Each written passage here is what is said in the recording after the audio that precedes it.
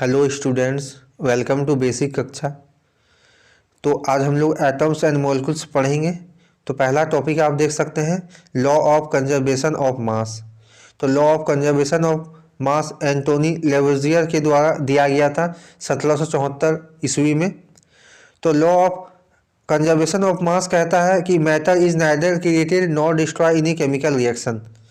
तो आप देख सकते हैं, law of conservation of mass का मतलब हुआ कोई भी केमिकल रिएक्शन है तो उसमें रिएक्टेंट का जो टोटल मास होता है प्रोडक्ट्स के टोटल मास के बराबर होता है, मास में कोई चेंजेस नहीं आते हैं। तो आप एक एग्जांपल के थ्रू इसको देखिए।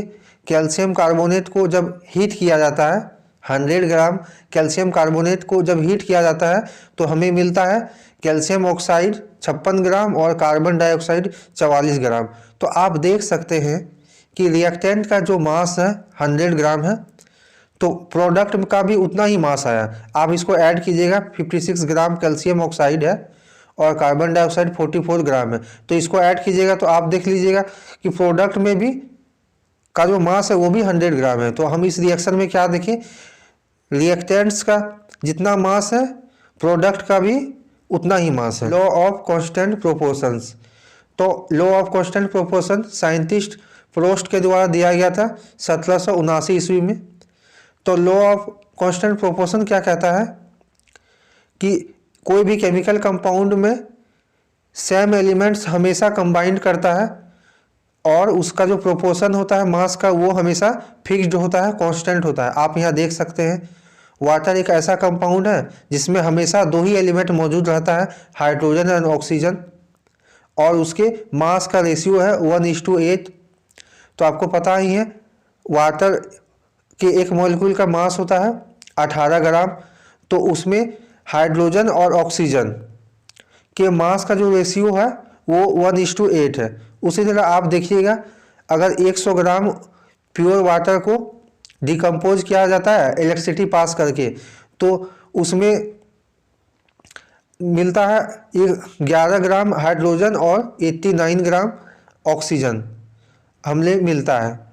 तो 100 ग्राम प्योर वाटर में आप हाइड्रोजन और ऑक्सीजन के मास का रेशियो भी निकालिएगा तो इसमें भी लगभग 1:8 ही आएगा। अब है डाल्टन्स एटॉमिक थ्योरी। तो आपको पता ही है डाल्टन ने एटॉमिक थ्योरी दिया था, तो उससे जो एंजप्शन आता है वो हम लोग देखेंगे। तो पहला है कि all matter is made of very tiny particles called atoms which participate in chemical reactions. तो जितने भी मैटर हैं तो सभी छोटे एक कण से मिलकर बने हैं जिसको एटम्स कहते हैं, और केमिकल रिएक्शन में एटम्स हमेशा पार्टिसिपेट करते हैं। तो किसी एलिमेंट के जितने भी एटम्स है वो आइडेंटिकल होते हैं मास में और प्रॉपर्टी में, यानी ऑक्सीजन के जितने भी एटम्स होंगे सबका मास सेम होगा और उनका प्रॉपर्टी भी सेम होगा। ऐसा कहते हैं डाल्टन्स का एटॉमिक थ्योरी। लेकिन डिफरेंट एलिमेंट्स के जो आइटम्स हैं उनका मास भी डिफरेंट होगा और उनका केमिकल प्रॉपर्टीज भी डिफरेंट होगा। कोई भी कंपाउंड बनता है तो उसमें एलिमेंट के किसी एलिमेंट के आइटम्स कंबाइन करते हैं उसका रेशियो डिफिनिट होता है। तो जैसे आप अभी देखिए वाटर में कैसे बनता है, तो उसमें हाइड्रोजन के 2 आइटम और ऑक्सीजन के 1 आइटम कंबाइन करते हैं। किसी भी केमिकल कंपाउंड में आइटम्स का नंबर और उसके जो काइंड है प्रकार वो कांस्टेंट होते हैं। एग्जांपल के लिए वाटर किससे बनेगा, हमेशा वो 2 हाइड्रोजन और 1 ऑक्सीजन से मिलकर ही एक मॉलिक्यूल वाटर बनेगा। और आइटम्स क्या है, वो इनडिविजिबल पार्टिकल्स है, यानी उसको आगे तोड़ा नहीं जा सकता है, नहीं उसको बनाया जा सकता है, नहीं उसको डिस्ट्रॉय किया जा सकता है केमिकल रिएक्शन में।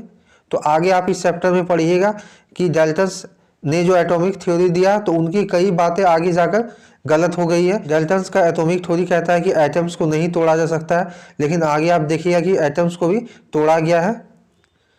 तो इस वीडियो में इतना ही स्टूडेंट्स। अगर आपको यह वीडियो अच्छा लगा तो चैनल को सब्सक्राइब कीजिए और बेल आइकन को हिट कीजिए। धन्यवाद।